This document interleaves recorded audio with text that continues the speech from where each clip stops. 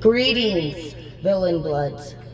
Let's go ahead and take a shot of NyQuil if you're sick, please, so that you can clear your sinuses.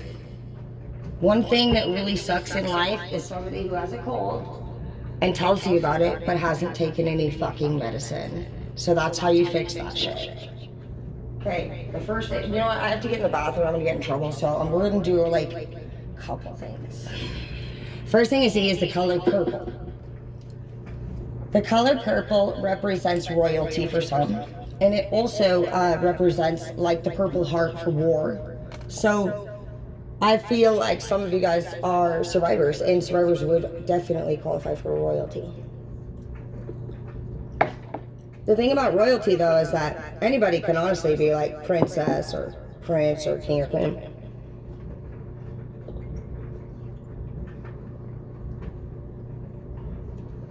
Something that I'm hearing very strongly is your barrier for royalty status is your marital status. I feel like when we are in stop yelling. Sorry, this Jeff messed with my microphone and it has been just acting stupid since. Okay, hello? Perfect. Now that I've done it. Anyways, make sure, ladies, that no matter who is near you anywhere, that you are the ruler. This is the era of the mermaid rulers, basically, and I don't know if you guys realize this, but mermaids, to be with a mermaid, you had to fight her. Do you know that? Basically, you had to get your ass beat by her. You might look it up. There's a really cool series called Sirens. It's badass, and it's hot and heavy. You might watch it. It's got a lot of scenes in there that I am sure you will love. Anyways, I'm getting distracted when thinking about it. But basically, your marital status is huge. All right, guys, like I see so many clients come into the salon and they take this out, like the oldest generation, the baby boomers, they're really kind of honestly, guys, the last of it. They care for each other so beautifully, except for a couple of them. They make their wives pay for their own haircuts, and I'm like, you're going to hell for that, but you know, that's not my business. That's something we don't have in our lives, you guys. And I'm to be serious with you right now on that because I watched my dad do it. I watched him be a player his whole life. He was very successful in having different things that people loved and wanted and needed, and that's what he focused on was how can he be the need to somebody else's, you know what I mean? And that made him feel a sense of power. It turned into power. It wasn't just like wanted. It wasn't the sense of or the feeling of being wanted. It was like he turned it over into power. And that's where you guys gotta watch yourself. It's like, why aren't you married yet? And it's not a criticizing type of thing. It's literally like we need to figure this out because it's actually like a way of life. And a lot of us are straight up not married because of commitment. And hopefully that is why you wouldn't be married. I mean, maybe some of you guys are unhealed, but for me, I've never done it because to be married, just like to be baptized, you would really have to respect your person. And if you make that commitment, you should take it seriously is what I think. So I just pretty much have been avoiding it. And at times, you know, before I was willing to do it, but there was red flags in relationships and I lacked boundaries on leaving people. So wherever you stand in this, you need to really just break this down and figure out what is it about you that is not ready for marriage, because by this time next year, we should be talking. I should be expecting to see at least 10, I'm hearing 10 at least of the group members should be getting married. And it should just go from there. We do not need to be single and running around with our fucking heads cut off.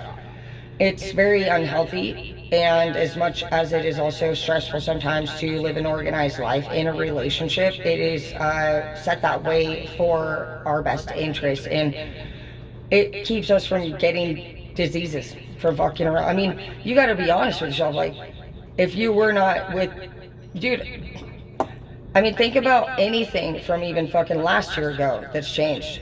Then a year ago before that. I mean, if we were in committed relationships with our work environments and with our partners and with ourselves, with yourself, are you committed to your self-respect?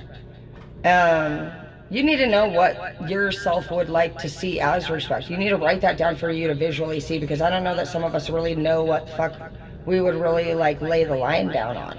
A lot of us are pretty lenient when it comes to being disrespected, and that's a big problem.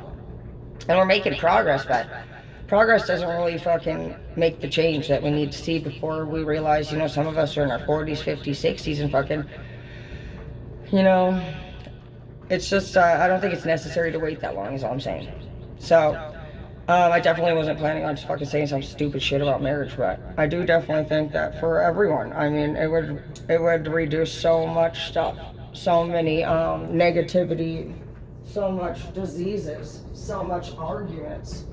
You got every argument that we suffer from when it comes to people hurting and crying because their partner, you know, maybe they weren't faithful, or maybe they're trying to communicate. And when you're trying to communicate with somebody and we've all been on both sides of the fence, guys. We've been the communicator, and then at different times we've had basically somebody who was texting you that excites you. And that's what you're going through there. It's like when your partner is not, they're ignoring you, somebody else is exciting them through conversation. Men and women are very, very different. And over the last few years, I've taken several years to study the male species. And they're pretty simple, and it's like mandatory.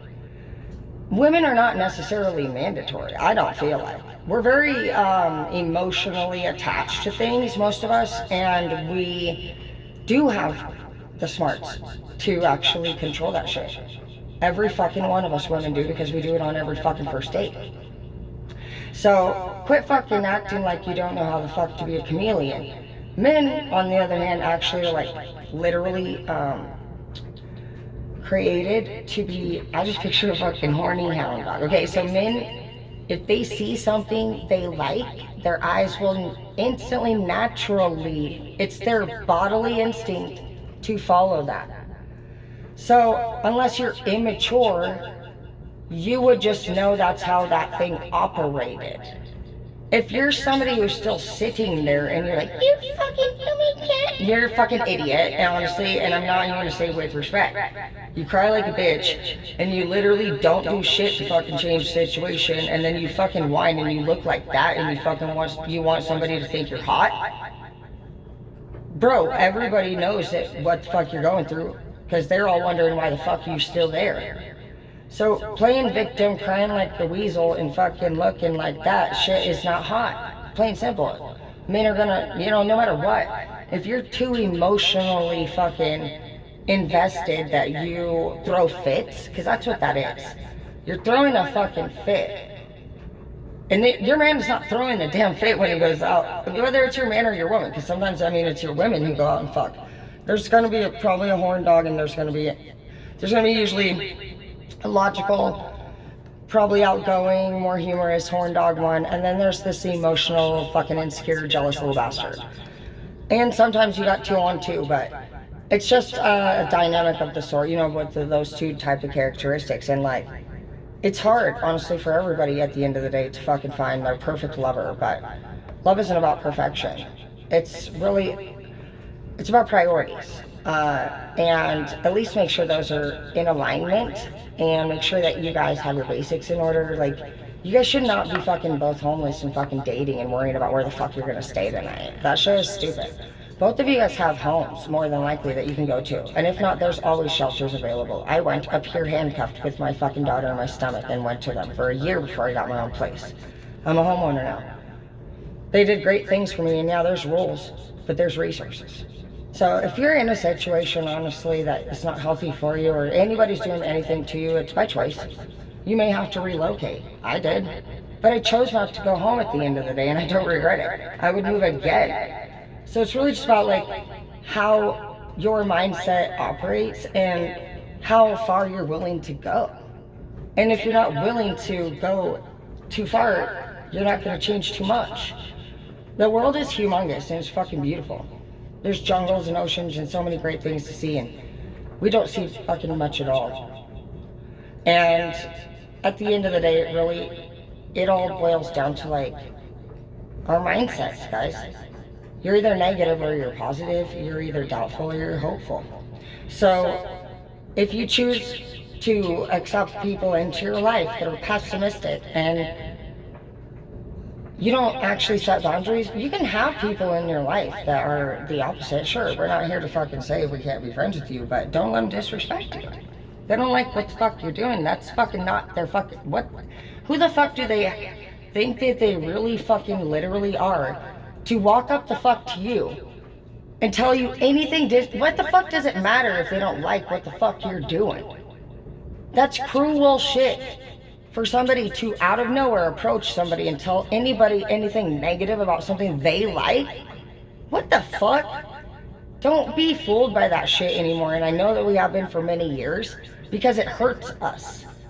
But seriously, you gotta be logical. You don't let your fucking emotions overpower your intelligence on this matter, because at the end of the day, their actual goal is to fucking destruct you. So that is what they're trying to do. The way you feel is accurate for their plan of action. And if you don't start seeing basically like who's approaching you for what the fuck they are, you gotta stop seeing them for who the fuck they have potential to be. You need to start seeing them for who they want to be. Some people thoroughly enjoy ruining other people's lives, unfortunately.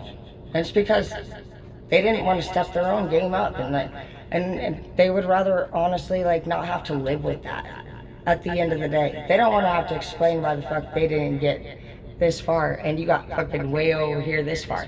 How the fuck would they get, how are they gonna talk shit about you if you way up here, bro? You're their fucking food. That's pathetic, but it's true. And the reason why they keep you right here is because if everybody's admiring you and you're actually being successful and you're doing the things that you know damn well you can do, they know you can do, there's two things happening here. You look good. That makes them look bad. Because this person has been using you as an excuse for why their life is shitty. So if you're actually doing great, they're not going to have a conversation, which is addiction for them. These people don't have to use drugs to be addicts. They're addicted to literally fucking you. Some of you guys might feel like people have been targeting you because there's something that, there's personal issues between the two of you. No. They were targeting you because they felt guilt about themselves really pretty much not accomplishing shit. And I do say that with respect, but that is pretty much what they didn't do. They didn't do a whole lot of shit. They really didn't. And it's taken them all of these years to actually realize they could have. And there have been multiple times, honestly, in this person's life where they did feel a little bit guilty, which is a lot for that type of person. A little is a lot. Oh, honey, sorry. And they don't know how to express that to you, and so they're never gonna. Unfortunately, if they do, it'd be very rare. But it's like one of those movies where you see that old grandpa that never said "I love you," and then maybe he says it at the very end, right before he dies. But just know that they do actually know what they've done. That is why they haven't moved forward, and that's also why God hasn't allowed them. God doesn't stop people. But it's like, everybody has to like do their part for elevation to occur. You know that this person has wronged you, and when you've wronged people, you correct that yourself. We're not here to wait for other people to correct. Just know your role in the entire thing, and you move forward with your life. They can choose to stay wherever they are. They can choose to apologize. They can choose to blame. It's all a choice. But no matter what, don't stick around too long anymore. These next few years, I do definitely want you to make about yourself and just kind of like really kind of feeling as if you were like 18 to 22 again. As if you're planning your future. Maybe signing up for college and thinking about what letter is going to come in the mail and where you're going to go. I want you to use your imagination with this. we know that these last decade or two really has been pretty much the same. And for those of you who are not dating right now, it is a wonderful time to consider online and what you can do with that. If you could travel and be going to school and just seeing the world, I think that's going to be a big thing for people. And if you guys do have the means to travel, I would get out there and just enjoy nature as much as you can. You could travel to the cities if you want, but that's where the humans are. I want you to try to see beautiful sights and just God-made features and stuff. I want you to try to be grounded and focus on those types of things. But I'm gonna get in the back, and I love you guys, and you're amazing.